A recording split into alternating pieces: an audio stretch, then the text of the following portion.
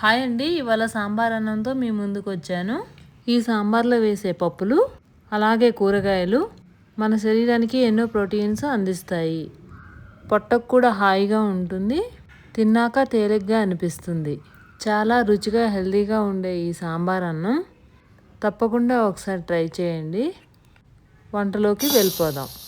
ముందుగా ఇందులో వాడాల్సిన పదార్థాలు: 1 కప్పు రైసు, అరకప్పు కందిపప్పు, పావు కప్పు పెసరపప్పు, 2 స్పూన్ల శనగపప్పు, ఒక 10 సాంబార్ ఉల్లిపాయలు చిన్నవి, 1 క్యారెట్ ముక్కలు, 1 చిన్న ముల్లంగి, 1 ముక్కలుగా కట్ చేసుకున్న ములక్కాయ, అలాగే బాగా పండిన 1 టమాటా ముక్కలు, 1 పెద్ద ఉల్లిపాయ ఇలా సన్నగా కట్ చేసుకోవాలి, 2 సన్నగా చీల్చుకున్న పచ్చిమిర్చి, ఇలా కాడలతో కొద్దిగా కొత్తిమీర, 3 రెబ్బల కరివేపాకు, అలాగే కొద్దిగా తెల్ల వంకాయ ముక్కలు, 1 స్పూన్ సాంబార్ పొడి. ముందుగా స్టవ్ వెలిగించుకొని కుక్కర్ గిన్నె తీసుకొని అందులో అరగంట పైన నానబెట్టిన పప్పులు బియ్యాన్ని వేసుకోవాలి.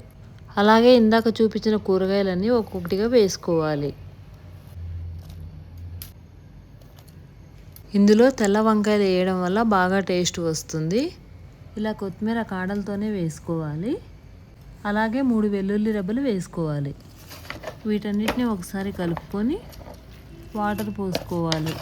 నేను ఇక్కడ బియ్యము పప్పులు 2 గ్లాసుల వరకు తీసుకున్నాను కాబట్టి కూరగాయలతో కూడా కలిపి 4 గ్లాసులు వాటర్ పోసుకొని బాగా కలుపుకోవాలి. ఇలా కలుపుకున్న మిశ్రమంలో 1 అర స్పూన్ పసుపు వేసుకోవాలి. అలాగే తగినంత రాళ్ళ ఉప్పు, 2 స్పూన్లు ఆయిల్ వేసుకొని బాగా కలుపుకోవాలి. ఇలా కలుపుకొని కుక్కర్ మూత పెట్టి 4 విజిల్స్ వచ్చే అంతవరకు ఉంచుకోవాలి. కుక్కర్ నుంచి ఆవిరంతా పోయాక మూత తీసి ముక్కలన్నీ కలిసేలాగా ఒకసారి కలుపుకోవాలి. ఇలా ఒకసారి కలుపుకున్న తర్వాత 1 పావు లీటర్ వాటర్ పోసుకోవాలి.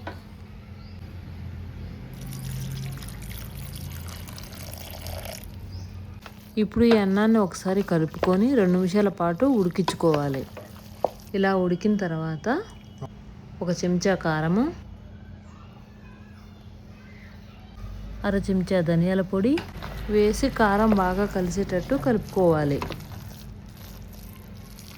ఇలా కలుపుకున్న తర్వాత 1 చిన్న నిమ్మకాయ సైజ్ అంతా చింతపండు నుండి తీసుకున్న రసాన్ని పోసి కలుపుకోవాలి. ఇలా చింతరసం కలుపుకున్న అన్నాన్ని మూత పెట్టి అన్నాన్ని 1 5 నిమిషాలు ఉడికించాలి. ఈ తాలింపుకు 2 స్పూన్ల నెయ్యి తీసుకోవాలి. నెయ్యి తీసుకోవడం వల్ల ఈ సాంబార్ అన్నానికి మంచి టేస్ట్ వస్తుంది. కొద్దిగా తాలింపు గింజలు వేసి చిటపటలాడనివ్వాలి. అలాగే 4 దంచిన వెల్లుల్లి రెబ్బలు, 2 కట్ చేసుకున్న ఎండుమిర్చి, కొద్దిగా కరివేపాకు వేసి దోరగా వేయించాలి. ఇప్పుడు ఈ తాలింపుని సాంబార్ అన్నంలో వేసి వెంటనే మూత పెట్టాలి. ఇలా చేయడం వల్ల తాలింపు ఫ్లేవర్ అంతా సాంబార్ అన్నానికి పడుతుంది, రుచి బాగా వస్తుంది. ఈ సాంబార్ అన్నంలో కాడలతో వేసిన కొత్తిమీర, వేసిన తెల్ల వంకాయలు, ముల్లంగి ముక్కలు ఈ సాంబార్ అన్నానికి మరింత టేస్ట్ని ఇస్తాయి. అవే ఈ సాంబార్ అన్నానికి బాగా రుచి. అంతే అండి, ఎంతో రుచికరమైన సాంబార్ అన్నం రెడీ అయిపోయింది. మీరు కూడా ఒకసారి ఇలా ట్రై చేసి చూడండి. ఎలా వచ్చిందో కామెంట్లో తప్పకుండా చెప్పండి. ఇంకా ఇలాంటి రుచికరమైన వంటల కోసం మా ఛానల్ని సబ్స్క్రైబ్ చేయండి. బాయ్ అండి, మరో వంటతో మీ ముందుకు వస్తాను.